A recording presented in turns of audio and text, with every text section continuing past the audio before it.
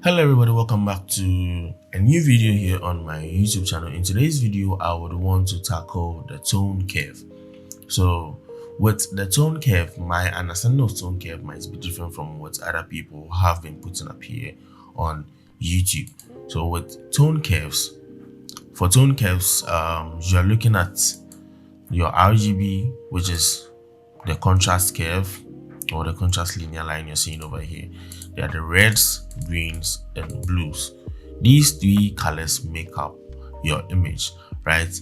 And knowing what colors and what these curves do to your image will literally move you a step closer to becoming a good color grader. So if you guys remember, I tried pushing my blacks, right? Whenever I do this to my image, whenever I increase my blacks, I know that I am going to add an S curve here. So all I do is make sure I have my midtones raised up a little bit, then I'll add the S curve in there, right? And this is basically adding contrast and color to my image. Now I would want to go into the blues.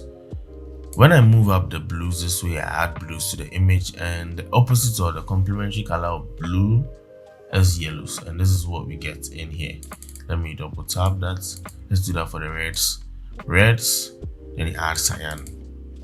Then in the greens, then you add magenta. There's little to no need for changing certain tonal colors here for this particular image, but let's try as much as possible to add something in the blue. So what I'll do is I'll try and add 3 points here. This is the most difficult thing to do, making sure they are in the same line, right? Then what I will do, well, I hope they are in the same line. Well, it's crooked. What I'll do is try and add some blues into the blacks. So what I have, or what I know, is this side, this box of your curve is your blacks, this is your shadows, this is your highlights, and this is your white. Or let's say this point is your white, your highlights, midtones, shadows, and blacks. So let's try and add some blues into the blacks and make sure we don't overstep. Maybe add some yellows into the midtones, and let's leave it this way. So let me show you a quick before and after by adding the curve adjustment to it. So I feel like the contrast is too much, and one thing I like about the curve adjustment or the tone curve in Lightroom is whatever you think I have done here in the RGB value, I can do more to this and have little effect to this slight S curve I've done here. And by doing that, I will just have to click to stop editing point curve. Then I have my highlights, as you can see, highlights, lights, darks, and shadows. So I believe my darks are too much, so I'll just move my darks up a little bit. +1 is cool, and my shadows up a little bit too. And my highlights, I'll bring my highlights down a notch, and just take a look at what the curve has done. If I should tap on click to edit point curve, you realize that my curve goes back to normal. So there's little or no change done to it. If I should come and specifically target the highlights, lights, darks, and shadows when I tap on the click to edit point curve or click to stop editing point curve.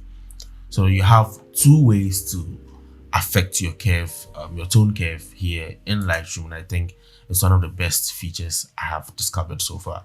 So this is the before the tone curve and after the tone curve. Before the tone curve and after the tone curve.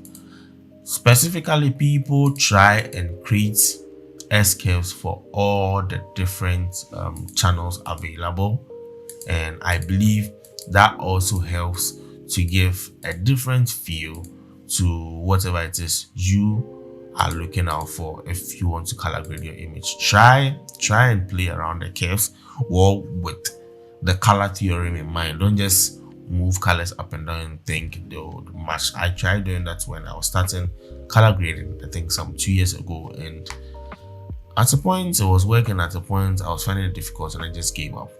So I wish 2 years ago from now I had this experience, and I think I would have been one of the best color graders to be out there.